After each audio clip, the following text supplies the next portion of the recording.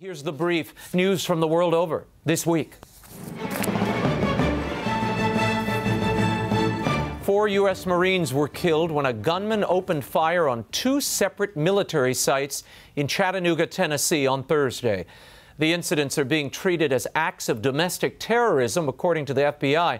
The suspect, 25-year-old Mohammed Youssef Abdul Aziz, sprayed a military recruiting station with gunfire around 10:45 a.m. Eastern Time. From there, he proceeded to a Navy Reserve center 7 miles away. It was there he murdered 4 Marines and was himself killed. At least 3 people were injured in the attacks, including 1 police officer and 1 military service member. And the historic Iran nuclear containment deal was unveiled this week. Now the campaign to sell it to legislatures and the UN is well underway. The accord between the 6 world powers and Iran requires the Islamic Republic to dismantle certain elements of its nuclear program. Iran must lower its uranium enrichment levels and give up thousands of centrifuges. In return, Iran will receive billions of dollars in relief from crippling international sanctions. Nuke inspections are conditional. Opposition to the deal has been fierce on Capitol Hill, and in Israel, Sunni Arab rivals of Shiite Iran have also expressed concerns. President Barack Obama continues to argue that this agreement is the best and most peaceful way forward. Either the issue of Iran obtaining a nuclear weapon is resolved diplomatically, through a negotiation, or it's resolved through force. Through war. The UN Security Council is expected to vote on the deal in the coming days. The U.S. Congress has 60 days to review or potentially reject the deal, but the president is threatening to veto any congressional rejection. More on this when Congressman Chris Smith joins us in a moment. Now to Syria and Iraq. We reported last week that Franciscan father Dia Aziz had been abducted from his Christian village in Syria by militants.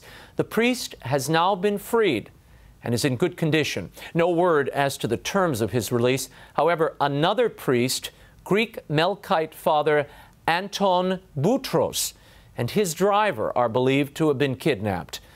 They've been missing since Father Boutros failed to show up for Sunday Mass at a parish outside of Damascus. 6 other clerics remain unaccounted for, all abducted since the beginning of the Syrian conflict. Meanwhile, in Baghdad, 2 kidnapped Christians were killed by jihadists despite the payment of their ransom.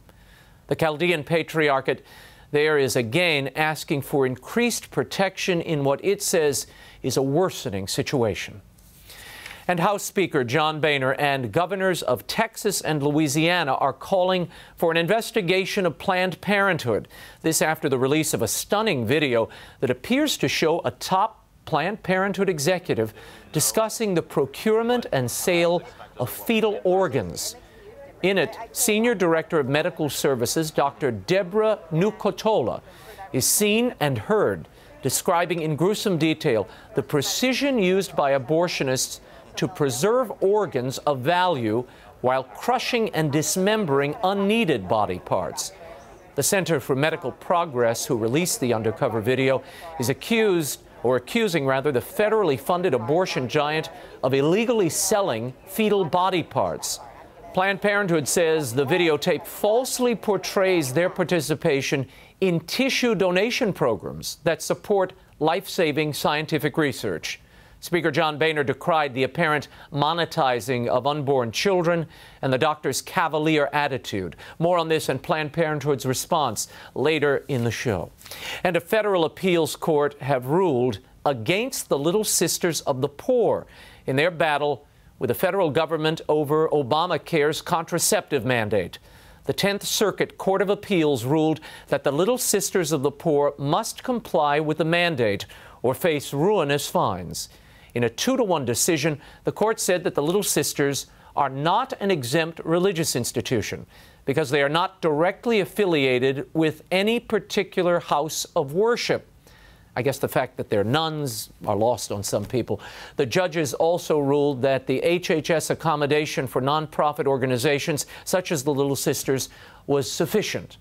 Their organizations could declare their religious objection and sign a form, allowing a third party to provide contraceptive coverage to its employees, including abortifacients and sterilization.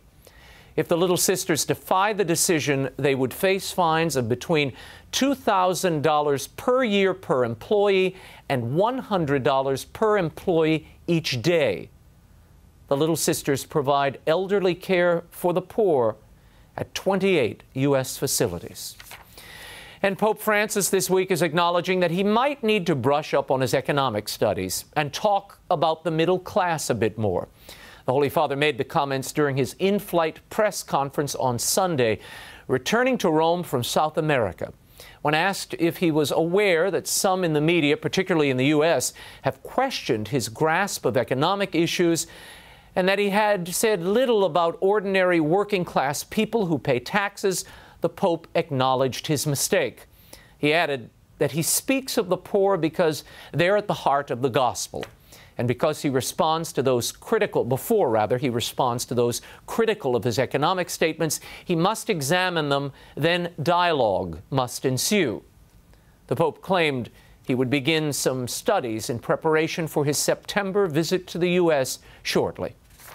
This week, July 17th, would have been the 25th birthday of poet and peace activist Maddie Stepanek. I have some difficult news to report. Maddie's mom, Jenny Stepanek, who has often appeared on the show, in fact, she was on our Conversation show this week, she announced that she's been diagnosed with a very aggressive form of uterine cancer. As you all know, Jenny also suffers from the same form of muscular dystrophy that claimed Maddie's life in 2004, as well as the lives of her 3 other children. Jenny says she will not be bowed, but go on in peace and hope. Please keep Jenny in your prayers as she undergoes surgery. I should mention that I'm a founding member of the Maddie J.T. Stepanek Guild, which spreads his word and witness and praise for the advancement of Maddie's cause. If you'd like more information or you'd like to share a personal story about Maddie's effect on your life, email us at maddiescause@gmail.com. And do keep his mom, Jenny, in your prayers. And since we're all family, I have to share my own heartache this week. My grandfather, Tony Angelo, a legendary New Orleans restaurateur, died this week. For many local New Orleanians and visitors, his Italian restaurant was a place where everyone felt at home. When Katrina flooded the restaurant at nearly 80, my grandfather determined to rebuild, and he did. Judges and governors, senators, some of our great entertainers passed through those rooms at the corner of Fleur-de-Lis and Harrison. Tony Bennett and Harry Connick, who grew up around the corner, as well as his idol, my grandfather's, Frank Sinatra, visited. But no matter who you are or who you were, due to Tony's personal care and his visits at each table, everyone felt like they were a VIP. And his food was really something spectacular. He loved feeding people, but what he really loved was the people. New Orleans Mayor Mitch Landrieu issued a statement saying Tony Angelo was a wonderful human being and a great ambassador for the city of New Orleans.